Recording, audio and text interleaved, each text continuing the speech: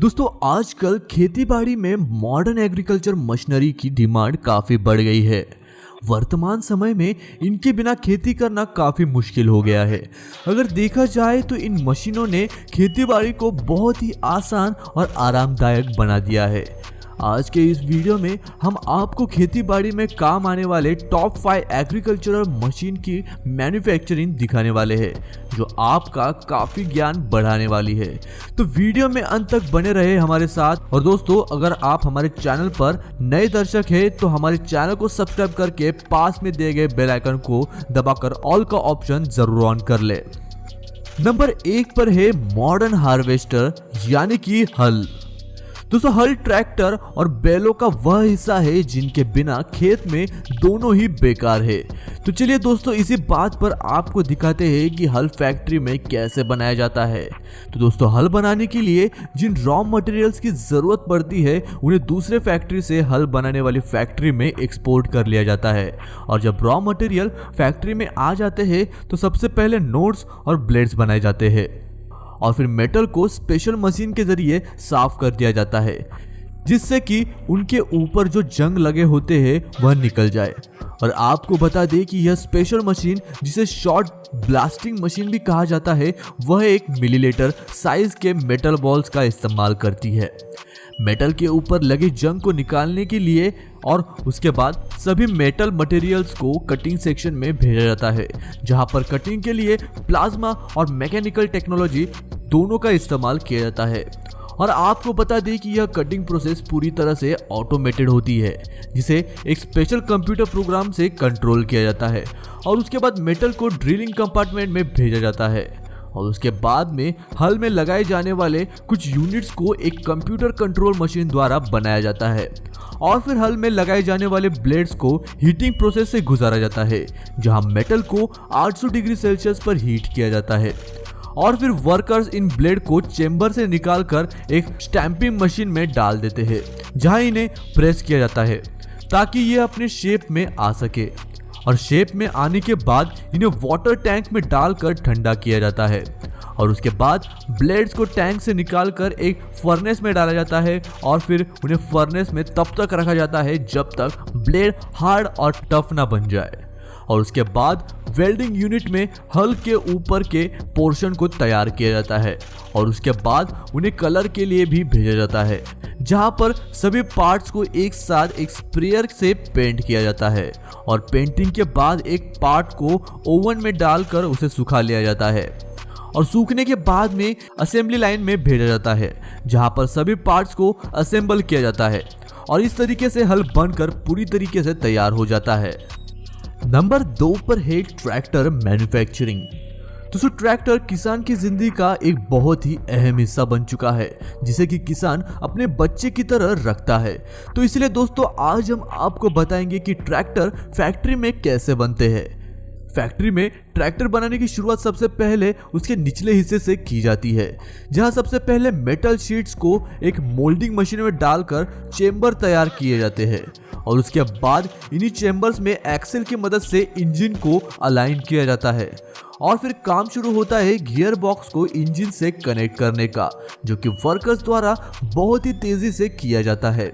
और उसके बाद गियर बॉक्स में तेल भर के शाफ्ट के जरिए मैनुअल इंस्पेक्शन किया जाता है।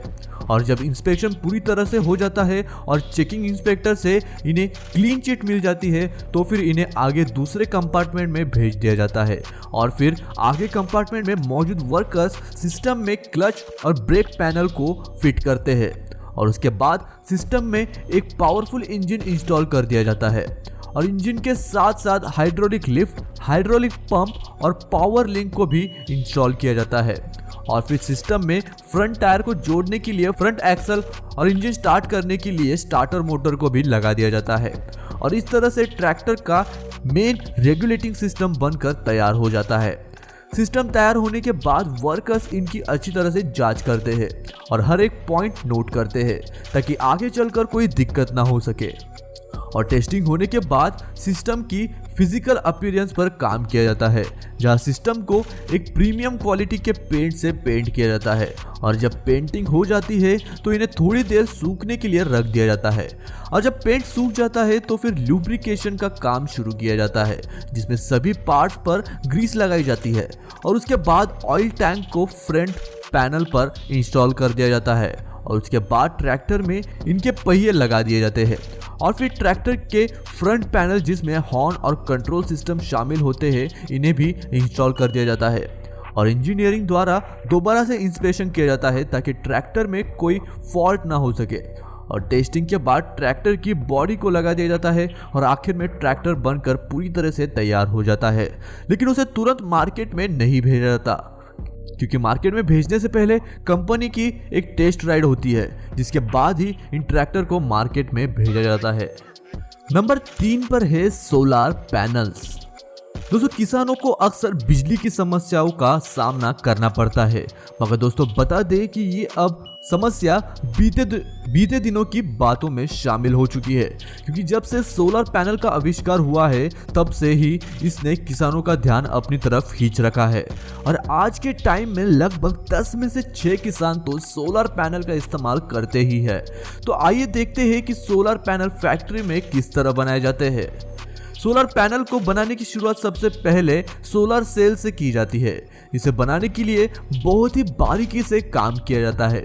फैक्ट्री में सिलिकॉन की पतली लेयर पर स्क्रीन प्रिंटिंग प्रोसेस की मदद से एल्यूमिनियम की माइक्रो वायर को अटैच किया जाता है और इस तरह से सोलर सेल बनकर तैयार हो जाता है, जो कि पैनल में कलेक्टर का काम करता है।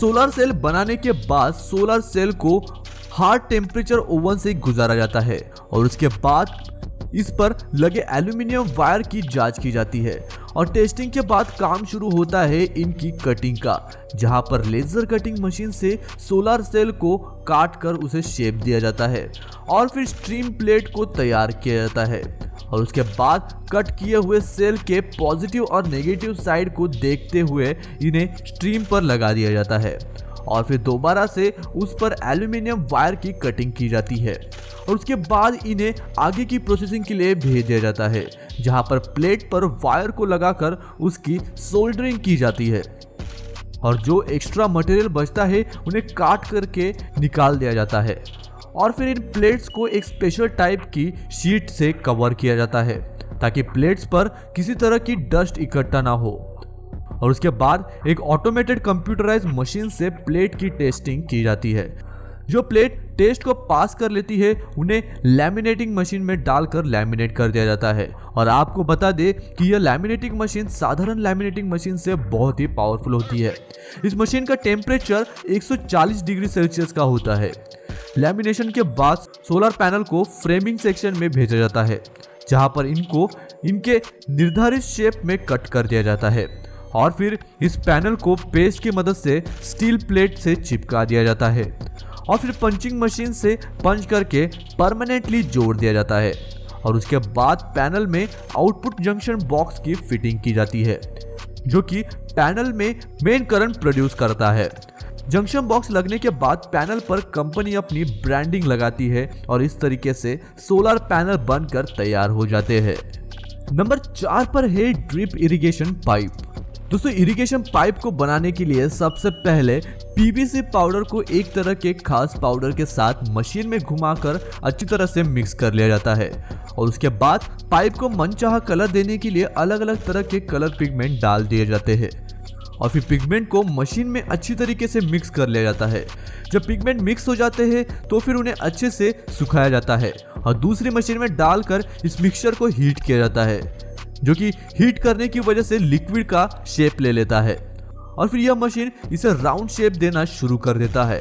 जैसे जैसे पाइप बाहर निकलता है वैसे वैसे ही पाइप को ठंडा करने के लिए पाइप को एक पानी से भरे टैंकर से गुजारा जाता है और जब पाइप का टेम्परेचर नॉर्मल हो जाता है तो फिर इन्हें अच्छे से गोल शेप दे दिया जाता है और उसके बाद पाइप को पैक करके उन्हें आगे मार्केट में भेज दिया जाता है। आखिरी नंबर पर है water tank making machine. Water tank बनाने के लिए आपकी स्क्रीन पर जो मशीन दिख रही है उसमें 4 मोल्ड लगाए जाते हैं।